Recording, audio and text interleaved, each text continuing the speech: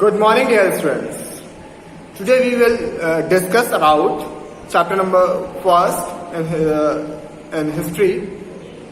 And last classes में हम लोग chapters discuss कर चुके थे. Chapters में जो main heading थी वो उसमें हम लोगों ने पढ़ा 3 parts of history. ठीक है, Indian, medieval and Asian, modern and medieval. ठीक है, एंड देन उसके बाद हिस्टोरियन एंड देयर सोर्सेज, यानी कि जो हिस्टोरियंस हैं, यानी कि जो इतिहासकार हैं, उनको वो कैसे हिस्ट्री की नॉलेज गेन करते हैं, किन किन सोर्सेज से.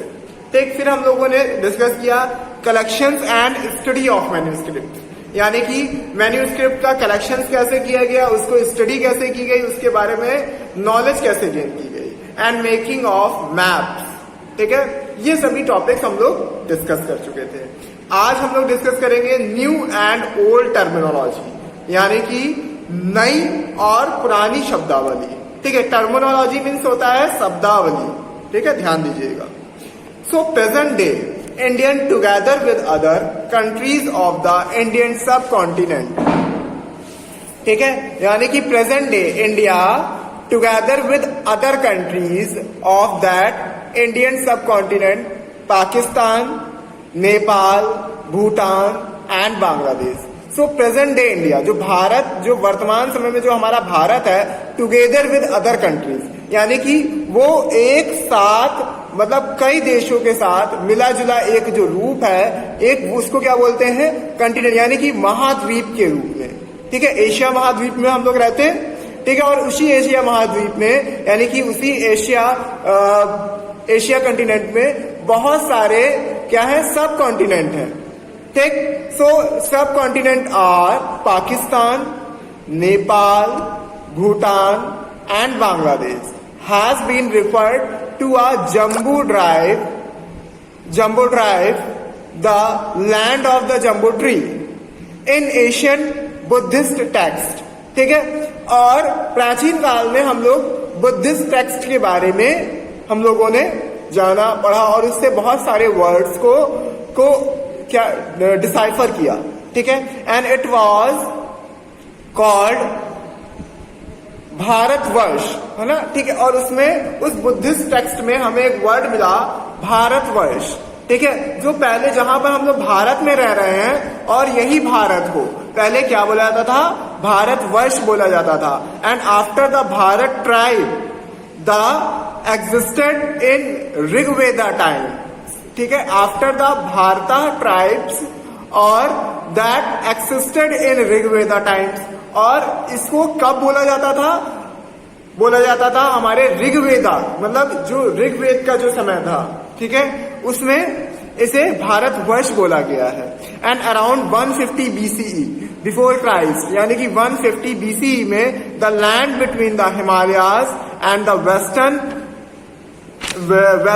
Vindhyas was named as Aryavarta. ठीक है, और उसी के साथ साथ the land between Himalayas and the western Vindhyas, यानी कि हिमालय से लेकर जो विंध्य पर्वत है, विंध्या. ठीक है, तो वो उसका वेस्टर्न पार्ट, हिमालय से लेकर जो विंध्या श्रेणियां जो है, ठीक है, सो उसका western part was named as Aryavarta, the land of the Aryas. So उस एरिया को क्या बोला जाता था, यानी कि हिमालय से लेकर यहाँ तक विंध्या, जो वेस्टर्न विंध्यास पर्वत तक, ठीक है, माउंटेन तक का एरिया जो है वो क्या कहलाता था, आर्यावर्त कहलाता था. और आर्यावर्त मीन्स जो आर्य, यानी कि वो लैंड जहां पर आर्य लोग रहते थे. आर्य मीन्स जो राजा महाराज, जो मतलब एशियन पीरियड में हमारे जो राजा हुए, उनको पहले आर्य बोला जाता था. ठीक है, इट्स कॉल्ड आर्य. ठीक है, सो जैसे कि आप लोगों ने अगर महाभारत देखी होगी, सो महाभारत में भी जो अगर जैसे जो क्षत्रिय जो लोग थे, ठीक है, और उनकी जो वाइफ्स जो हुआ करती थी, वो अक्सर अपने हस्बैंड्स को किससे प्रोनाउंशिएट करती थी, आर्य.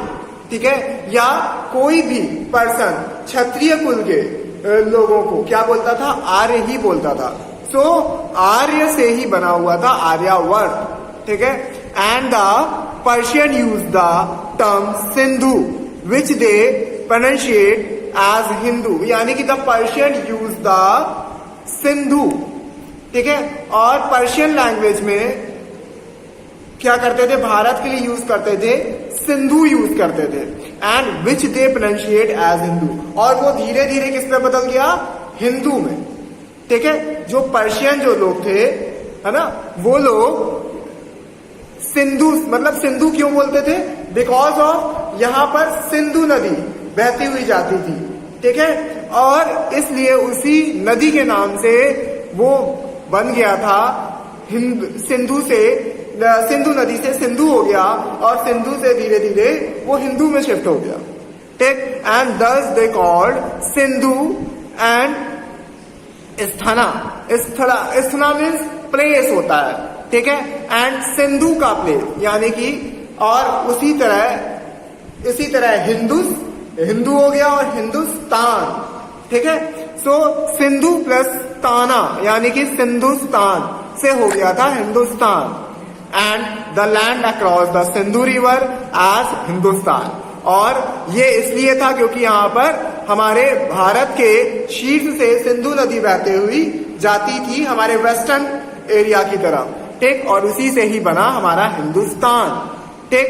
And the river Sindhu was also called the Indus and Indus, and so the Greek called the land Ind and the Arab called it Hind, ठीक है। और उसके बाद ग्रीक लोग जो थे वो भारत के एरिया को क्या बोलते थे, इंड बोलते थे, ठीक है, and the Arab called Hind, और अरेबियंस क्या बोलने लगे उसको, हिंद, ठीक है। और and the was much later when the British use the word India, ठीक है। और उसके बाद जब ब्रिटिशर्स आए तो उन्होंने फिर उसको इंड से हुआ हिंद, और हिंद से फिर उसके बाद इंडिया बोलने लगे, ठीक है। सो ब्रिटिशर्स ने इसका नाम इंडिया हो गया, ठीक। तो हिंदुस्तान कैसे पड़ा और इंडिया कैसे हुआ नाम, तो ये यहां पर जानने वाली मेन चीजें हैं, ठीक। उसके बाद from the above descriptions we can see that difference name emerged from different grammar and meaning context of different areas. For example, take the Hindustan, ठीक है। और उसके बाद हमारे देश का नाम क्या पड़ गया, हिंदुस्तान हो गया। And in the 30th century Minhaj Siraz, a chronicler who wrote in Persian, meant the area of Punjab, Haryana and the lands between Ganga and the Yamuna by the term Hindustan. He used the term for the past of the subcontinent under the rule of the Delhi Sultanate, but the term never include South India. यानी कि in the 30th century, यानी कि 13वीं शताब्दी में Miraj Siraj, a chronicler who wrote in Persian, इसने Persia में लिखा हुआ था, meant the area of Punjab, Haryana and the land between the Ganga and the Yamuna by the term of Hindustan, ठीक है। यानी कि गंगा और यमुना के नदी तट के आसपास का एरिया को उसने हिंदुस्तान बोला था, and he use the term for the part of the sub continent, और उसने सब कॉन्टिनेंट पार्ट का को ये नाम दिया था, and under the rule of the Delhi सल्तनत, किस सल्तनत के अकॉर्डिंग, दिल्ली सल्तनत यानी दिल्ली सल्तनत के अकॉर्डिंग उसके अंडर वो वर्क करता था। And the term never include south India, but उसने साउथ इंडिया को हिंदुस्तान में इंक्लूड नहीं किया हुआ था, उसको अलग रखा था। And in the 40th century poet Aamir Khusro use the word Hind, and in the early 60th century Babar and Hindustan to describe the geography, the fauna and the culture of the inhabitants of the subcontinent. यानी कि in the 40th century 14वीं शताब्दी में poet Aamir Khusro जो हुए, use the word Hind, उन्होंने Hind word का use किया। And in the earlier 16th century और 16वीं शताब्दी के प्रारंभ में बाबर ने क्या यूज किया, कौन सा word, Hindustan, to describe the geography, और उसने भौगोलिक, भारत के भौगोलिक यानी कि जोग्राफिकल एस्पेक्ट्स को बताने के लिए हिंदुस्तान वर्ड का यूज किया। एंड द फ्यूना यानी कि यहाँ की जो वनस्पति, एंड द कल्चर और जो यहाँ की संस्कृति है, of the inhabitants of the sub continent, वो इनके उप महाद्वीपों में आती थी।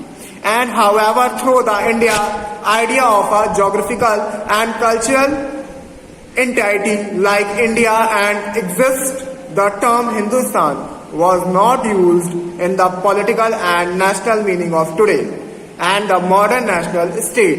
इसीलिए however, through the idea, और इसी से ये विचार आया जोग्राफिकल एंड कल्चरल यानी कि भौगोलिक और सांस्कृतिक एंटाइटी लाइक इंडिया, और अब इंडिया यानी कि भारत के नाम से जानी जाती है। The term Hindustan was not use in the political and national meaning of today, और वर्तमान समय में हम लोग हिंदुस्तान का ना ही तो पॉलिटिकल और ना ही नेशनल यानी कि राष्ट्रीय वर्ड से उसको जोड़कर देखते हैं। और कहां पर? द मॉडर्न नेशनल स्टेट यानी कि वर्तमान समय में आधुनिक भारत में, ठीक।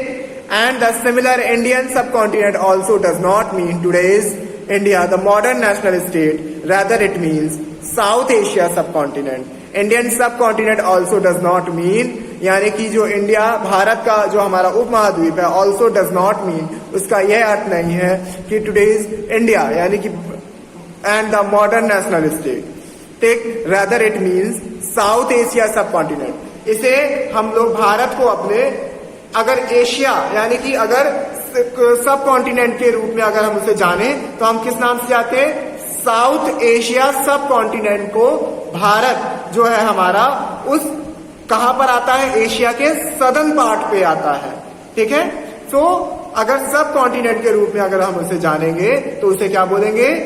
साउथ एशिया सब कॉन्टिनेंट, ठीक है। तो बच्चों यहाँ पर हम लोगों ने आज बहुत अच्छी अच्छी वर्ड्स के बारे में, मीनिंग कैसे भारत का नाम हिंदुस्तान कैसे पड़ा, इंडिया कैसे पड़ा, ठीक है, और हम प्रेजेंट टाइम में उसे किस नाम से पॉपुलर है हमारा देश या हमारी कंट्री, ठीक है, इन सभी चीजों के बारे में हम लोगों ने आज डिस्कस किया और जाना, ठीक है। आगे आने वाली क्लासेस में हम लोग कुछ और इसके इंटरेस्टिंग टॉपिक डिस्कस करेंगे। आज की क्लास में इतना ही, और आप लोगों से बहुत मेरी हार्डली एक सजेशन है आप लोगों को कि आप लोग घर पे रहें, सुरक्षित रहें, मास्क का प्रॉपर यूज करते रहें और अपने हाथों को बार बार धोते रहें 20-20 मिनट्स में, और उसके बाद अपने हाथों को सैनिटाइज भी करें, और जल्दी से जल्दी अपने पेरेंट्स को भेजकर स्कूल अपना बुक्स